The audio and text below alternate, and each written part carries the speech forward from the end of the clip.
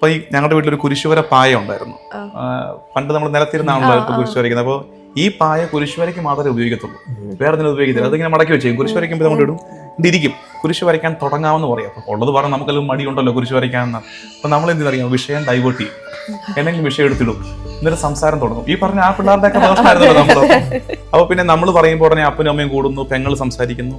ഇങ്ങനെ കുറേ സംസാരം കഴിയുമ്പോൾ ഫാമിലി ക്വാളിറ്റി ടൈം സ്പെൻഡ് ചെയ്തു. അത് കഴിയുമ്പോൾ പറയും എന്നാ നമുക്ക് കുരിശു വരയ്ക്കാം. അപ്പൊ ഒന്ന് നമ്മൾ ഭയങ്കരമായിട്ട് അങ്ങ് തുറന്നു സംസാരിച്ചു. ഈ സംസാരിച്ച സാധനങ്ങളൊക്കെ ഈ പ്രാർത്ഥനയുടെ നേരത്തെ തലയിൽ വരും. അപ്പൊ നമുക്ക് പ്രാർത്ഥിക്കാൻ വിഷയമായി. കാരണം അമ്മ പറഞ്ഞു ഇന്ന് രാവിലെ തൊട്ടൊരു നടുവേദനയുണ്ട്. അപ്പൊ പ്രാർത്ഥിക്കാൻ എനിക്ക് വിഷയമായി. എന്റെ അമ്മയുടെ നടുവേദന പ്രാർത്ഥനയായി. പെങ്ങള് പറയാണ് നാളെ ഒരു ടെസ്റ്റ് പേപ്പർ ഉണ്ട്. അത് സംസാരത്തിന് നേരത്തെ അറിഞ്ഞത്. അപ്പൊ എനിക്ക് പ്രാർത്ഥിക്കാൻ വിഷയം കിട്ടി. അപ്പൻ അടുത്ത ആഴ്ച തിരിച്ചു പോകാതായി. അപ്പൊ അപ്പം പോകുമ്പോൾ അതിന്റെ സങ്കടമുണ്ട്. ആ സങ്കടവും പ്രാർത്ഥനയാണ്. അപ്പൊ നമുക്ക് പ്രാർത്ഥിക്കാൻ വിഷയം കിട്ടി. അപ്പൊ നിങ്ങൾ ചെയ്യേണ്ടത് ഒരിക്കലും ഇങ്ങനെ അടിച്ചിരുത്തി പ്രാർത്ഥിപ്പിക്കരുത്. അവർ മിണ്ടട്ടെ. മിണ്ടി എല്ലാം കഴിഞ്ഞിട്ട് 5 മിനിറ്റ് മതി, നമുക്ക് അല്പം നേരം പ്രാർത്ഥിച്ചാലോ. അപ്പൊ അവര് വരും. കാരണം അവർ കഴിഞ്ഞു, റിലാക്സ്ഡ് ആയി, അവർ ലൈറ്റ് ആയി. അപ്പൊ അവരെ വിളിച്ച് പിന്നെ നമുക്ക് പ്രാർത്ഥിച്ചാലോ, കുറച്ചുകൂടെ എൻജോയ് ചെയ്ത് പ്രാർത്ഥിക്കുമായിരിക്കും തോന്നുന്നു. എനിക്കറിയാൻ പറ്റും, നിങ്ങൾക്ക് അറിയാം. പിന്നെ അവരോട് തന്നെ ചില പ്രാർത്ഥനകൾ അവരോട് തന്നെ അത് അടിപൊളിയാണ്.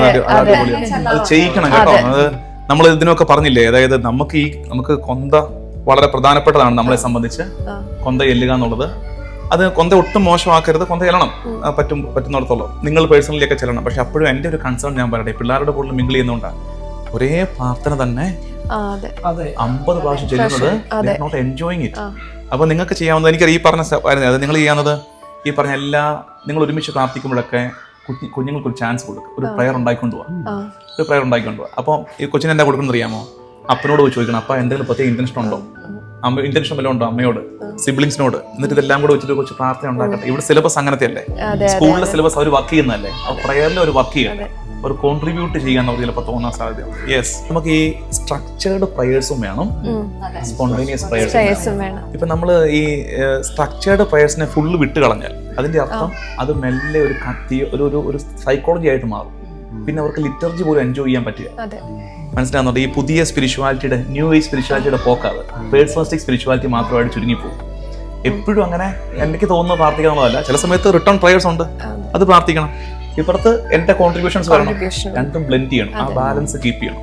രണ്ടും കൊണ്ടുപോയി കറക്റ്റ് ആണ്, മച്ചുവേർഡ് ആയിരിക്കും.